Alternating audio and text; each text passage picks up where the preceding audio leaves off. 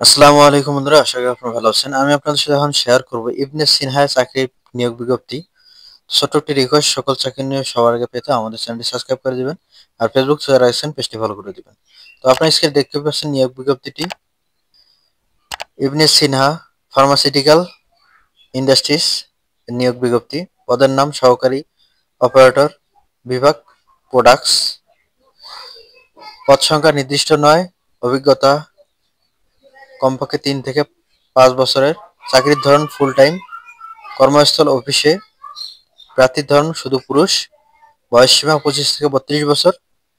কর্মস্থল মুন্সিগঞ্জ, গজারিয়া। বেতন আলোচনা। আকর্ষণীয় বেতন প্যাকেজ।